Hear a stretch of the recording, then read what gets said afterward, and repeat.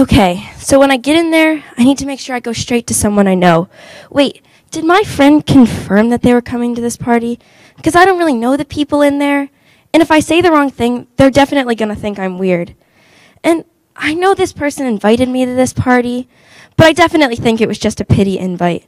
What if I get in there and I end up living out a real-life version of the prom from Carrie? How would I ever live that down? Now, this may seem ridiculous, but this is life living with anxiety goggles. Now you may be wondering, what on earth are anxiety goggles? Well, they're like a lens over my life that distorts how I view anything that happens to me. And I didn't know that this lens was a part of my life until I was a sophomore in high school.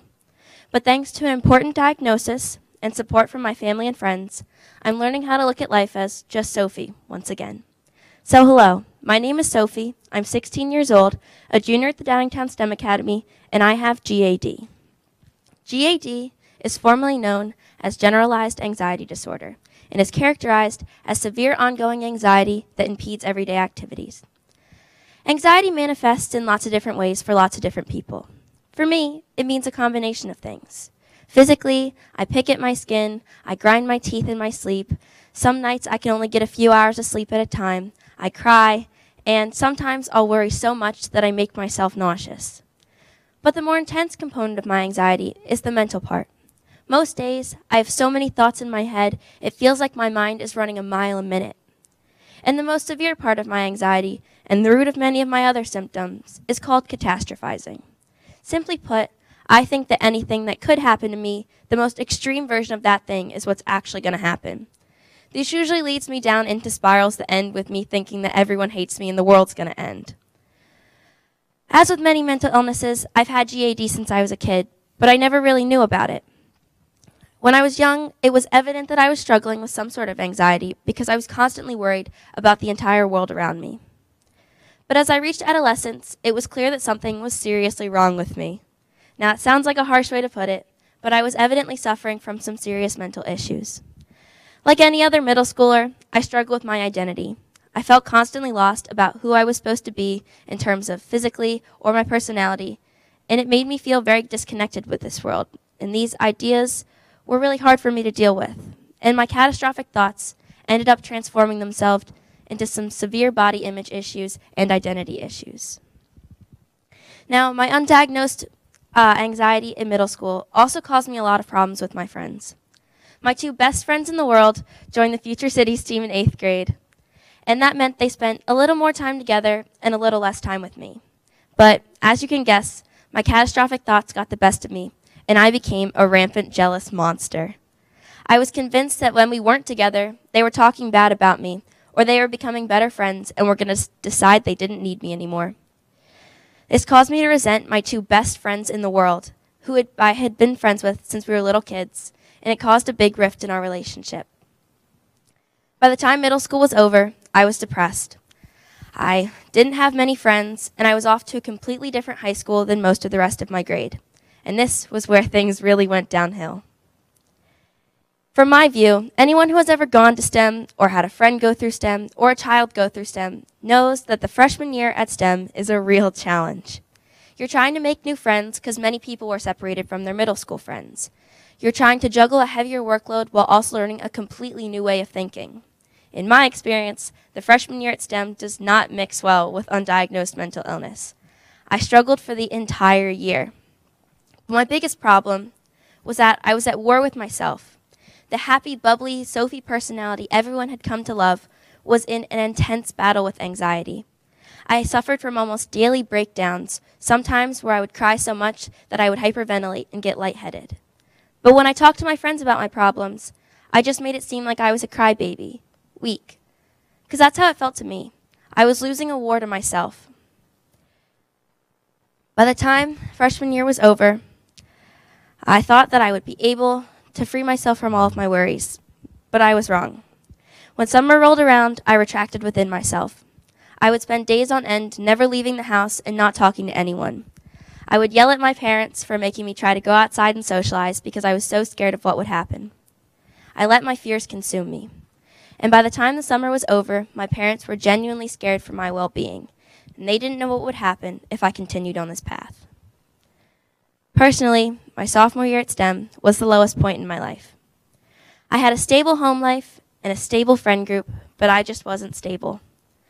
At this point in my life, it would have been more accurate for me to introduce myself and say, "Hi, hello, my name is Anxiety, nice to meet you." I wasn't Sophie anymore. I was just a body inhabited by mental illness. And this definitely was a struggle. When October finally came around that year, I felt like a burden every morning when I had to wake up, and I couldn't actually make it to school without crying. I had so many thoughts in my head, I felt like I was suffocating. Why aren't you good enough? Why can't you help yourself out of this? Why are you doing this to yourself? No one believes something is actually wrong, so why should you? You can't even do simple tasks without thinking something terrible is going to happen. One fateful day in October of 2017, I went to go see a psychiatrist, a real licensed doctor who could tell me that after years of suffering if something was genuinely wrong. After about 10 minutes of questionnaires and a short conversation with my mother, he turns to us both and says, "She has GAD." Just hearing those words felt like the fog was beginning to clear. I had a real definition. Something was genuinely wrong all of these years.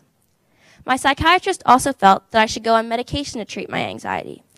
I was apprehensive at first because I thought that taking medication was a cop-out, or it was only going to harm me more.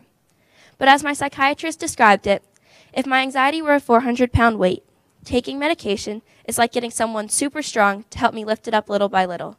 And eventually, I'll grow stronger, and I'll be able to lift it up with less assistance. From that day forward, I was able to begin to grow and begin to heal. I found new ways to occupy my thoughts. The part of my brain I used to use to catastrophize, I now use to make up stories about people I see on the streets or driving around in their cars. I like to wonder about their lives and what steps they've taken so that we reach at the point where we intersect. Now, you're wondering, what does some teenage girl's journey to diagnosis have to do with the power of perspective? Well, it's just that. My diagnosis is what changed my entire perspective, not of the world around me, but of myself. Before my diagnosis with GAD, I saw myself as weak and pathetic. I thought I was disconnected from the world because I never truly understood my emotions or thoughts. After my diagnosis with GAD, I realized that I'm not normal. Having GAD does make me abnormal. However, it does not devalue me as a person, nor does it make the strength of my character any less. Just a few weeks ago, I had a revelation about how much my perspective has changed. I was listening to some of my peers talk about their struggles with anxiety and depression, and all of their symptoms sounded just like how I had felt a year ago. So I blurted out, "I'm just emotionally numb now," and I laughed about it. But the more I thought about it, I realized what I had characterized as emotional numbness for all of these months was really stability. I've grown stronger as a person, and I've gained stability over my anxiety. The constant tension that used to sit in my chest has since subsided, and all the smiles I give to people now are genuine. I've learned how to look at life as just Sophie once again. So, in this world, how we carry ourselves is how our perspectives of ourselves are directly reflected in how we carry ourselves and how we interact with the world around us. And that perspective is the most important thing you hold. And here, in this life, one thing can never define you. Not our clothes, not our friends, and especially not our mental illnesses. So, view yourself how you want to be seen, and don't let your anxiety goggles, or anything else goggles for that matter, fog up your view. Thank you.